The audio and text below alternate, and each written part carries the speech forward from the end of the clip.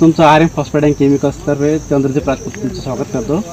तर तुम्ही या मका पिकाला तुम्ही जीवाणू वापरलं आहे. तर रिझल्ट दिसते बघितलेच मी आता. तर हे बोट्टे पण आपल्या समोर काढले तर चांगले आलेले आहेत. तर तुम्ही जीवाणू वापरलं तर तुमचा अनुभव काय म्हणतो, तुम्हाला कसं वाटला जीवाणू? तर तुम्ही तुमचं नाव आधी सांगा सर. माझे नाव सुनील रमेश पाटील, वरुड कानडी, तालुका शहादा.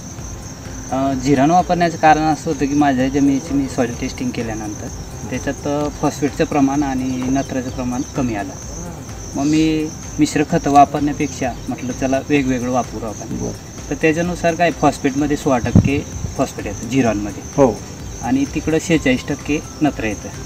तर त्याच्यानुसार माझ्या जे सॉइल टेस्टिंगची जी कमतरता होती ती याच्याने पूर्ण होत होती. म्हणून मी हे जीवाणू वगैरे वापरल्यानंतर पोटॅश वगैरे काही दिलं नाही, कारण पहिलेच मात्रा पूर्ण होती पोटॅशची. मग त्याच्यानंतर जेव्हा आपण फॉस्फेट टाकलं तर त्याच्या जेव्हा युरिया टाकायला पाहिजे तर ते अपटेक करतं लगेच. बरोबर. आणि पिकालाही पूर्ण पुरवठा युरियामार्फत होतो त्याला. तर माझ्या हा पहिल्यांदा मी 3 बॅग जिरान, 1 युरिया पहिला डोस, दुसरा डोस 3 फॉस्फेट जिरान आणि 1 युरिया असे 2. तर पहिले पासून किती वर्षापासून वापरता तुम्ही जीवाणू? मी 3 वर्षापासून. 3 वर्षापासून.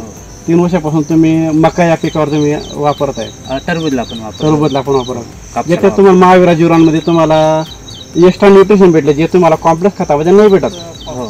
जसं फॉस्फरस आहे, कॅल्शियम आहे, गंधक आहे, झिंक, बोरॉन आहे, जे तुम्हाला जीवाणूमध्ये भेटतात. आता तुम्ही पुढचं जे पीक येणार रब्बीमध्ये ते कुठल्या पिकाला तुम्ही वापरणार होता? मी इथं मेक्सिकन डॉलर लावणार आहे. त्याला पण पूर्ण जिरान आणि युरिया हेच खतं वापरायचे. त्याच्यात जी जमिनीची जी कमतरता ती पूर्ण होईल.